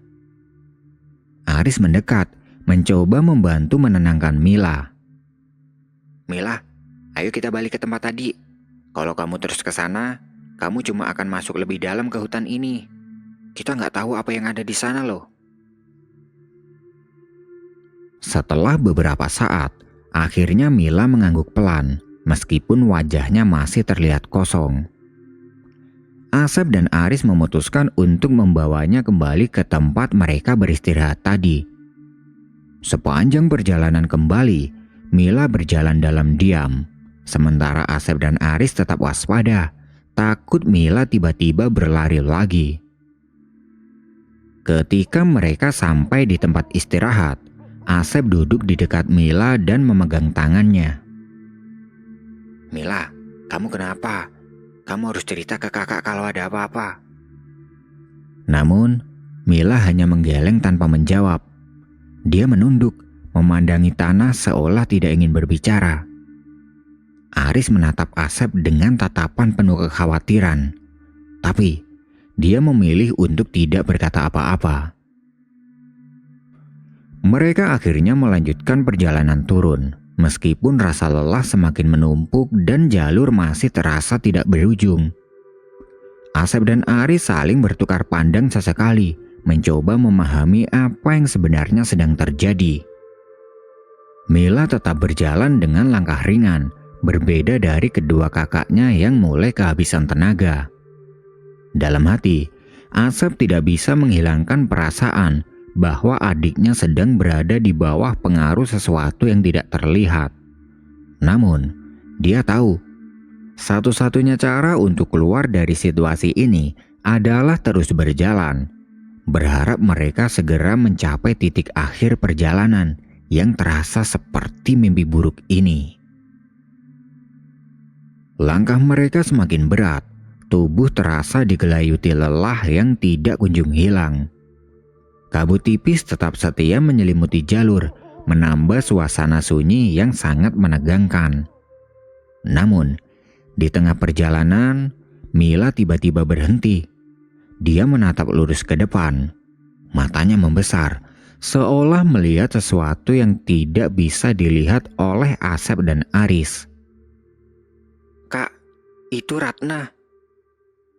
Seru Mila, wajahnya tampak bersinar penuh semangat. Asep dan Aris langsung menoleh ke arah yang ditunjuk Mila. Tapi, yang mereka lihat hanyalah kabut pekat dan siluet pohon-pohon besar. Mana Mila? Gak ada siapa-siapa di situ. Kata Asep sambil memincingkan matanya, mencoba melihat lebih jelas. Tidak kak, dia di sana. Dia berdiri di tengah hutan. Ujar Mila dengan nada yakin. Dia melambaikan tangan kak, seperti menyuruh kita mengikutinya. Lanjutnya, Asep dan Aris saling berpandangan, ragu dengan apa yang Mila lihat. Namun, sebelum mereka sempat berbicara, Mila sudah melangkah maju dengan langkah pasti. Mila, tunggu. Panggil Asep sambil meraih tangan adiknya. Namun Mila hanya menoleh dan tersenyum kecil. Kak, aku tahu jalan yang benar. Ratna bilang ini jalannya. Aris mendekat, memegang bahu Mila dengan lembut. Mila, kamu yakin? Jangan-jangan kamu salah lihat. Di sini gelap loh, dan kabutnya tebal banget. Mila menggeleng tegas. Enggak kak, aku yakin. Ratna di sana. Dia pasti tahu jalan yang benar. Dengan perasaan ragu, Asep dan Aris memutuskan untuk mengikuti Mila. Meskipun firasat mereka tidak enak, mereka tidak ingin meninggalkan Mila sendirian, terutama dalam kondisi seperti ini. Mila melangkah dengan percaya diri, seolah benar-benar tahu arah yang dituju. Beberapa menit berjalan, jalur yang mereka lalui semakin aneh. Tidak ada tanda-tanda jalan setapak yang jelas, dan kabut di sekitar mereka semakin tebal. Asep mulai merasa ada yang tidak beres. Mila, ini bukan jalur yang biasanya. Gumam Asep sambil melirik ke sekeliling. Namun, Mila tidak menjawab. Dia terus berjalan maju, matanya terpaku ke depan. Asep dan Aris mencoba mengejar langkah Mila yang semakin cepat. Tiba-tiba, Asep merasakan sesuatu yang dingin menyentuh kulitnya. Dia menghentikan langkah dan menyorotkan senter ke tanah. Matanya membelalak, saat melihat bahwa mereka hanya beberapa langkah lagi dari tepi jurang. Mila, berhenti, itu jurang. Teriak Asep dengan nada panik. Mila menghentikan langkahnya, tapi wajahnya tetap datar. Dia menatap ke depan, ke arah jurang yang diselimuti kabut. Tidak, Kak. Ratna ada di sana. Dia bilang kita harus ke sini. Aris mendekat dan menarik tangan Mila dengan paksa. Mila, lihat baik-baik. Itu jurang. Kamu gak bisa terus ke sana. Mila tampak bingung sejenak. Dia melihat ke arah jurang, lalu menoleh ke Asep dan Aris. Tapi Ratna tadi ada di sini. Dia berdiri di tepi jurang dan melambai ke aku. Asep menarik napas dalam-dalam, berusaha menenangkan dirinya sendiri. Mila, dengar kakak. Apapun yang kamu lihat tadi, itu bukan Ratna. Kalau kamu terus ikuti dia, kamu bisa celaka. Mila terlihat ragu, tapi akhirnya dia mengangguk pelan. Dia melangkah mundur, menjauh dari tepi jurang. Asep dan Aris saling berpandangan. Wajah mereka penuh dengan kecemasan. Aris menepuk bahu Asep. Sep, ini makin gak beres. Kita harus keluar dari sini secepatnya. Asep mengangguk, lalu menggenggam tangan Mila erat-erat. Mila, mulai sekarang kamu harus terus di dekat kakak. Jangan percaya apapun yang kamu lihat atau yang kamu dengar.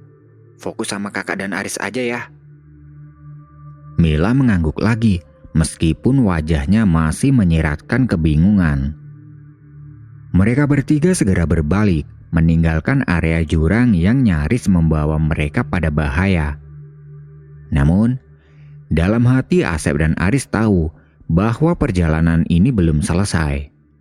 Apapun yang mengikuti mereka, entah itu ilusi atau sesuatu yang lain, masih ada di sekitar mereka, mengintai di balik kabut tebal Gunung Lawu. Setelah kejadian hampir tersesat ke jurang, mereka kembali ke jalur yang seharusnya. Langkah kaki mereka berat, tidak hanya karena lelah, tapi juga oleh beban ketegangan yang semakin menekan.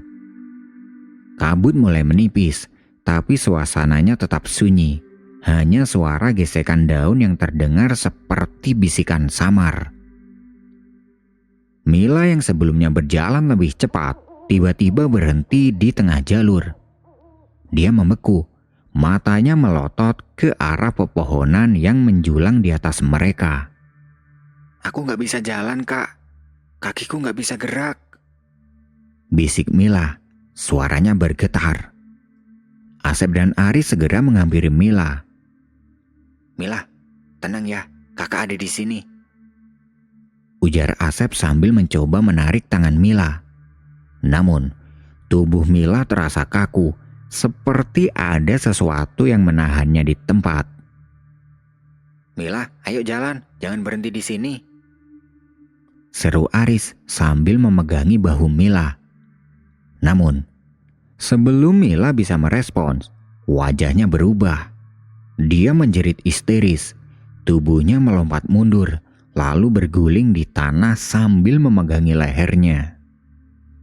Sakit. Kak, tolong aku, Kak. Teriak Mila dengan suara yang tidak seperti biasanya, terdengar kasar dan berat. Asep dan Aris terpaku, tidak tahu apa yang sebenarnya terjadi.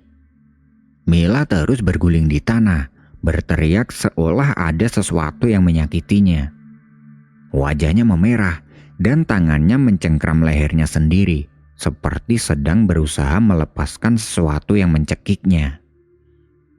Mila, ada apa Mila? Asep berteriak, air mata mulai mengalir di pipinya. Dia merasa tidak berdaya melihat adiknya seperti itu. Di tengah kepanikannya, Asep jatuh berlutut, menggenggam tangan Mila dengan gemetar. Dalam hati, dia menangis dan berbicara kepada penghuni gunung. Apa salah kami? kenapa kalian ganggu adik saya? Kalau ada yang salah, tolong katakan. Jangan sakiti dia. Seolah menjawab doa Asep, suara berat terdengar berbisik di telinganya, membuat tubuhnya merinding. Anak ini mengambil barang milik tuan kami. Dia tidak boleh pergi dari sini. Asep tersentak, nafasnya memburu, dan dia langsung memutar otak. Barang milik tuan mereka? Apa maksudnya? Spontan dia meraih ransel yang dibawa Aris, membuka isinya dengan panik. Begitu ransel itu terbuka, mata Asep membelalak saat melihat sebuah kalung antik tergeletak di dalamnya. Kalung dengan liontin ukiran kuno yang pernah mereka temukan di Hargodalam tadi siang. Aris, lihat ini. Seru Asep sambil mengangkat kalung itu. Aris menatap kalung itu dengan raut wajah kaget. Itu, benda apa itu? Kenapa bisa ada di ransel Mila? Asep mengguncang bahu Mila yang masih menggeliat di tanah. Mila, kamu ngambil ini? Namun, Mila tidak menjawab. Tubuhnya terus meronta dan jeritannya semakin menyayat hati. Asep menatap Aris dengan panik. Kalung ini penyebabnya, Riz. Kita harus balikin ke tempat asalnya. Aris mengangguk tegas. Iya, Sep. Tapi sekarang udah larut malam. Kita nggak mungkin balik ke Hargodalam sekarang. Jalannya gelap dan kita nggak tahu apa yang akan kita hadapi kalau balik ke sana. Akhirnya Aris berkata, Kita cari tempat aman dulu buat nunggu pagi. Begitu terang, kita langsung ke Hargodalam dan balikin kalung ini. Asep mengangguk berat. Dia menggenggam kalung itu dengan erat, merasakan dinginnya logam yang entah bagaimana terasa lebih berat dari seharusnya. Kalung ini nggak boleh jauh dari kita. Kalau ada apa-apa biar aku yang tanggung. Gumam Asep sambil menatap liontinnya. Aris membantu Asep mengangkat Mila yang kini terlihat lemas seperti kehilangan energi. Mereka mencari sebidang tanah yang cukup datar untuk beristirahat, berharap tidak ada gangguan lagi hingga pagi. Namun, di tengah perjalanan mencari tempat aman, Asep tidak bisa mengabaikan perasaan bahwa mereka sedang diawasi.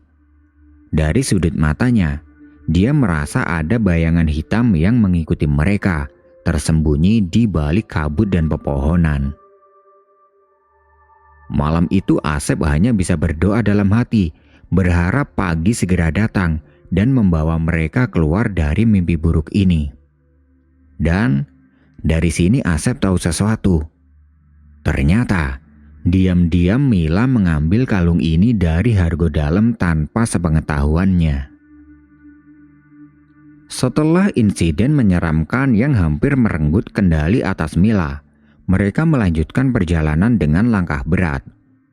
Mila menangis ketakutan di pelukan Asep. Tubuhnya lemah setelah kejadian tadi.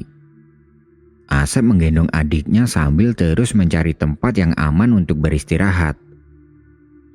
Sep, lihat itu. Ujar Ari sambil menunjuk ke depan. Di antara gelapnya malam dan kabut yang mulai menipis, sebuah bangunan kayu terlihat samar. Itu adalah pos 3. Mereka berdua merasa lega. Meskipun pos 4 tidak mereka temukan, keberadaan pos 3 sudah cukup memberikan rasa aman setelah malam yang penuh ketegangan. Mereka mempercepat langkah hingga tiba di depan bangunan kayu yang sederhana tapi kokoh. Ini cukup aman buat kita istirahat, kata Ari sambil mengedarkan pandangannya ke sekitar. Asep mengangguk. Kemudian, dengan hati-hati dia menurunkan Mila yang masih terlihat ketakutan. Kamu istirahat di sini ya, Dek. Kakak ada di dekat kamu kok. Mereka segera mendirikan tenda di dekat pos 3. Aris menyalakan lentera kecil untuk memberikan penerangan di sekitar. sementara Asep membantu Mila masuk ke dalam tenda. Tubuh Mila bergetar, tapi matanya mulai perlahan terpejam, seolah rasa lelah akhirnya mengalahkan ketakutannya. Di luar tenda, Asep duduk bersila sambil memegang kalung antik yang menjadi sumber masalah mereka. Dia menatap liontin itu dalam-dalam, mencoba memahami bagaimana benda kecil ini bisa membawa mereka ke dalam situasi yang begitu rumit dan begitu menakutkan. Dengan suara hati yang tulus, Asep berbicara kepada penghuni gunung melalui batinnya. Maafkan kami kalau kami sudah lancang. Saya berjanji, besok pagi saya akan mengembalikan kalung ini ke tempat asalnya di Hargodalem. Tolong, jangan sakiti adik saya lagi. Saya mohon, biarkan kami kembali dengan selamat. Angin malam berembus pelan seperti memberikan respons diam-diam atas janji Asep. Dia menarik nafas panjang, merasa sedikit lebih tenang meskipun kelelahan mendera tubuhnya. Pagi itu, ketika matahari mulai terbit, Aris memutuskan untuk kembali ke Gupakan Menjangan untuk menemui rombongannya yang masih berada di sana. Sep, aku ke atas dulu ya buat jemput anak-anak. Kamu tunggu di sini sama Mila. Begitu mereka turun, kita selesaikan semua ini. Asep mengangguk. Iya Riz, hati-hati ya, jangan terlalu lama. Beberapa jam kemudian, Aris kembali dengan rombongan pendaki lainnya. Rombongan terlihat lelah, tapi lega bisa berkumpul kembali. Mila mulai merasa lebih tenang ketika melihat teman-temannya tiba, termasuk Umar dan Ratna. Aku nitip Mila sama kalian ya. Aku harus balik ke Hargodalem buat balikin kalung ini. Ujar Asep kepada Aris dan anggota rombongan lain. Asep, kamu yakin gak mau ada yang ikut? Tanya Aris. Dia khawatir melihat kondisi fisik Asep yang jelas sudah sangat lelah. Asep menggeleng tegas. Enggak Riz, ini tanggung jawabku. Kalau ada yang ikut, malah bisa nambah bahaya ntar. Aku cuma perlu kalian jaga Mila. Pastikan dia gak kemana-mana sampai aku balik. Dengan langkah mantap, Asep mulai mendaki ke Hargodalem, meskipun tubuhnya terasa berat. Di dalam hatinya, dia tahu ini adalah perjalanan yang harus dia lakukan sendiri, bukan hanya untuk menepati janjinya kepada penghuni gunung, tapi juga demi keselamatan adiknya dan semua orang yang ada di rombongan itu. Udara pagi di jalur gunung terasa dingin menusuk, tapi Asep terus melangkah tanpa ragu. Setiap langkahnya adalah perjuangan, tapi juga doa-doa agar dia bisa menyelesaikan tugas ini dan membawa keluarganya pulang dengan selamat. Langkah Asep terasa semakin berat, tubuhnya seolah meminta istirahat di setiap langkah. Namun, dia tidak peduli. Dalam hatinya, dia hanya memiliki satu tujuan, mengembalikan kalung itu ke tempat semula di Hargodalem. Udara pegunungan yang dingin menusuk hingga ke tulang, tapi Asep harus terus berjalan meskipun perlahan. Setelah perjalanan panjang yang penuh kelelahan, akhirnya Asep tiba di Hargodalem. Tempat itu terlihat sepi dan sunyi, seperti memancarkan aura sakral yang lebih kuat dibandingkan sebelumnya. Pohon-pohon besar berdiri diam dan kabut tipis melayang rendah, menciptakan suasana yang mencekam sekaligus tenang. Asep berjalan ke arah tempat di mana dia pertama kali melihat kalung itu tergeletak di rerumputan. Dengan hati-hati, dia mengeluarkan kalung tersebut dari sakunya. Liontin antik itu terasa dingin di tangannya, seolah mengingatkan bahwa benda ini bukan miliknya. Sambil meletakkan kalung itu di atas rerumputan, Asep berlutut dengan penuh rasa hormat. Dia menundukkan kepala, lalu berdoa dengan tulus.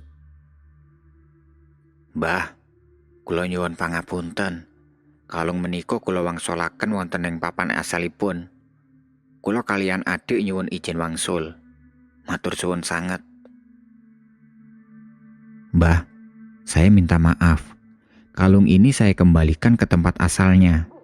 Saya dan adik saya izin pulang. Terima kasih banyak.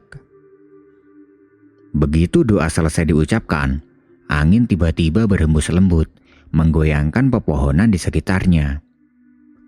Kabut yang tadinya pekat perlahan menipis, dan suasana Hargo Dalam terasa lebih terang. Asep menarik napas panjang, merasa bahwa doanya itu telah didengar. Tanpa membuang waktu, dia segera berbalik dan mulai berjalan kembali ke pos 3. Rasa lelah terus menggerogoti tubuhnya, tapi dia tahu dia tidak bisa berhenti. Mila dan rombongan lain sedang menunggunya. Dia harus memastikan mereka semua bisa turun dengan selamat. Perjalanan turun terasa lebih berat dibanding sebelumnya. Kakinya mulai gemetar dan nafasnya terengah-engah. Namun, setiap kali rasa ingin menyerah datang, dia mengingat wajah Mila, adik yang dia jaga dengan seluruh hidupnya. Itu memberinya kekuatan untuk terus melangkah. Setelah beberapa jam berjalan, akhirnya Asep tiba kembali di pos 3. Tubuhnya terasa akan roboh, tapi senyum lega muncul di wajahnya saat melihat rombongan sedang berkumpul di dekat tenda. Aris adalah orang pertama yang menyadari kedatangan Asep. Sep, kamu balik juga akhirnya. Syukurlah, kamu selamat. Serunya sambil menghampiri Asep. Asep hanya mengangguk lemah. Udah selesai, Riz. Kalungnya udah aku balikin. Mila yang sedang duduk di dekat tenda menatap kakaknya dengan mata berkaca-kaca. Wajahnya jauh lebih segar dibanding semalam dan dia tampak lebih tenang. Kak, makasih ya. Ucap Mila dengan pelan. Asep tersenyum lalu duduk di dekat tenda sambil mengatur nafasnya. Di dekat tenda, para rombongan selesai memasak makanan sederhana untuk sarapan. Mereka menyajikan sepiring nasi dan lauk untuk Asep yang terlihat sangat lelah. Sep, makan dulu ya. Kamu pasti capek banget. Ujar Aris sambil menyerahkan piring. Asep mengangguk dan menerima makanan itu dengan rasa syukur. Meski tubuhnya terasa remuk, kehangatan dari makanan itu memberinya kekuatan baru. Siang itu, suasana di pos 3 terasa jauh lebih cerah. Mila terlihat jauh lebih baik, bahkan mulai tersenyum lagi ketika berbicara dengan teman-temannya. Meskipun perjalanan mereka belum sepenuhnya selesai, Asep merasa yakin bahwa badai telah berlalu. Gunung Lawu dengan segala misterinya telah mengajarkan mereka tentang rasa hormat dan kepercayaan kepada alam yang mereka jelajahi. Asep hanya berharap setelah semua ini mereka bisa turun dengan aman dan membawa pulang kenangan yang tidak akan pernah mereka lupakan. Setelah makan seadanya dan istirahat sejenak, rombongan mulai berkemas untuk melanjutkan perjalanan turun. Asep memastikan semua perlengkapan sudah siap, terutama milik Mila. Meski tubuhnya masih terasa lelah, Asep tetap mengambil posisi di belakang Mila, memastikan adiknya tidak jauh dari pandangannya. Rombongan berjalan beriringan, kali ini dengan langkah yang lebih tenang. Kabut perlahan memudar seiring sinar matahari yang mulai menghangatkan jalur pendakian. Meski beberapa anggota rombongan masih terlihat kelelahan, suasana hati mereka jauh lebih baik dibanding malam sebelumnya. Mila berjalan di tengah barisan, sesekali melirik ke belakang untuk memastikan Asep masih di sana. Wajahnya kini lebih cerah, meskipun sisa ketegangan masih terlihat samar. Di sepanjang perjalanan, Mila masih banyak diam, mungkin masih memikirkan kejadian yang baru saja mereka alami. Asep yang berada di belakang barisan terus mengamati adiknya. Dia tidak lagi memarahi Mila atau mengungkit kejadian di Hargo Dalam, tapi dalam hatinya, dia bertekad untuk memberikan pelajaran penting setelah semuanya selesai. Setelah beberapa jam berjalan menuruni jalur yang lebih bersahabat, akhirnya mereka tiba kembali di base camp. Kelelahan langsung berganti dengan rasa lega saat mereka melihat tenda-tenda dan warung kecil di sekitar area base camp. Syukurlah, kita sampai. Ujar Arif sambil tersenyum lega. Dia menepuk bahu Asep yang langsung duduk di atas tanah untuk mengatur nafasnya. Mila berdiri di dekat Asep, menatap kakaknya dengan rasa bersalah yang masih menggantung di hatinya. Dia tahu, kejadian di gunung ini tidak akan pernah dia lupakan. Setelah semua anggota rombongan berkumpul dan memastikan keadaan mereka baik-baik saja, Asep memanggil Mila untuk berbicara berdua. Mila, kakak gak mau kamu ngalamin hal kayak gini lagi. Dimanapun kamu berada, ingat baik-baik. Barang apapun yang kamu temukan di gunung atau di tempat lain, terutama yang kelihatannya aneh atau sakral, jangan pernah diambil. Itu bukan milik kita. Ujar Asep dengan suara lembut, tapi serius. Mila menunduk, matanya berkaca-kaca. Aku gak sengaja, Kak. Waktu itu aku cuma penasaran. Aku gak tahu kalau kalung itu bisa bikin masalah sebesar ini. Asep menghela napas panjang, lalu menepuk bahu adiknya dengan lembut. Kakak tahu kamu gak sengaja, Mila. Tapi gunung itu bukan cuma soal alamnya. Di sini ada yang menjaga, ada yang berkuasa. Kalau kita gak menghormati mereka, yang kena akibatnya bukan cuma kita, tapi juga orang-orang yang di sekitar kita. Kamu paham kan? Mila mengangguk pelan. Iya Kak, aku paham. Aku janji gak akan pernah mengulangi lagi, meskipun itu bukan di gunung. Asep tersenyum kecil, lalu merangkul adiknya. Bagus Mila, kakak cuma mau kamu selalu hati-hati dimanapun kamu berada. Setelah perbincangan itu, mereka bergabung kembali dengan rombongan yang sedang bersiap untuk pulang.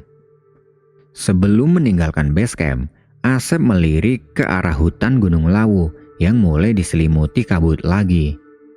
Dalam hatinya, dia mengucapkan terima kasih kepada penghuni gunung atas izin mereka untuk kembali dengan selamat. Perjalanan turun dari Gunung Lawu telah mengajarkan mereka banyak hal tentang rasa hormat, tanggung jawab, dan pentingnya menjaga hubungan harmonis dengan alam. Mila kini mengerti bahwa setiap perjalanan bukan hanya tentang mencapai puncak, tapi juga tentang menjaga sikap dan menghormati apa yang tidak terlihat. Mereka meninggalkan base camp dengan hati yang lebih lega, membawa pulang pelajaran hidup yang tidak akan pernah mereka lupakan. Gunung Lawu dengan segala keindahan dan misterinya telah menjadi guru yang bijak bagi mereka. Beberapa minggu setelah perjalanan mereka ke Gunung Lawu, Mila duduk di balkon rumahnya, menatap langit senja yang perlahan berubah menjadi gelap. Angin sore yang sejuk mengelus pipinya, membawa ingatan tentang dinginnya udara gunung dan ketegangan yang ia alami. Perjalanan itu bukan hanya tentang mendaki dan menikmati keindahan alam. Gunung Lawu telah mengajarkan Mila hal-hal yang sebelumnya tidak pernah dia sadari. Bahwa alam bukan hanya tempat untuk dijelajahi, tapi juga tempat yang harus dihormati. Mila memegang secangkir teh hangat di tangannya, memikirkan setiap momen yang dia lalui bersama kakaknya, Asep. Dia tahu, tanpa Asep, dia mungkin tidak akan bisa melewati perjalanan itu dengan selamat. Kakaknya bukan hanya pelindung, tapi juga guru yang telah memberikan pelajaran hidup yang sangat berharga. Sementara itu, di ruang tamu Asep duduk sambil membaca buku tentang cerita-cerita rakyat Gunung Lawu. Dia tersenyum kecil saat mengingat momen-momen di gunung itu, momen yang hampir merenggut adiknya, tapi juga momen yang menguatkan ikatan mereka sebagai keluarga. Dalam hati, dia merasa bersyukur bahwa semuanya telah berlalu dengan selamat, meskipun jejaknya akan terus membekas di hati mereka. Sejak perjalanan itu, Mila menjadi lebih bijaksana. Dia lebih peka terhadap apa yang ada di sekitarnya, lebih berhati-hati dalam bertindak, dan yang terpenting, dia mulai memahami pentingnya menjaga hubungan dengan alam. Bukan hanya sekedar menjaga kebersihan atau merusak lingkungan, tapi juga menghormati keberadaan yang tidak terlihat. Perjalanan mereka ke Gunung Lawu mungkin sudah berakhir, tapi pelajaran yang mereka bawa akan terus hidup dalam diri mereka. Mila memutuskan, jika suatu hari nanti mendaki gunung lagi, dia akan melakukannya dengan lebih banyak rasa hormat dan kesadaran. Gunung Lawu dengan segala misteri dan keindahannya telah menjadi guru yang tidak pernah mereka lupakan. Di sanalah mereka belajar bahwa manusia hanyalah tamu di rumah alam, dan sebagai tamu, mereka harus tahu batasan, sopan santun, dan tanggung jawab. Ketika malam turun dan bintang-bintang mulai bermunculan di langit, Mila menatap langit yang gelap dengan senyuman tipis. Dalam hatinya, dia berjanji akan menjaga pelajaran ini selamanya. Tidak hanya untuk dirinya sendiri, tapi juga untuk orang-orang yang dia sayangi. Gunung Lawu telah mengubahnya, dan dia tidak akan pernah sama lagi. Di suatu tempat di puncak Gunung Lawu, di antara kabut dan pohon-pohon tinggi, penghuni gunung mungkin juga tersenyum melihat bahwa pesan mereka telah sampai. Nah, itu tadi adalah sebuah kisah horor yang bisa aku sajikan ke kalian semua. Buat yang masih stay, aku ucapin terima kasih dan tunggu kisah horor selanjutnya.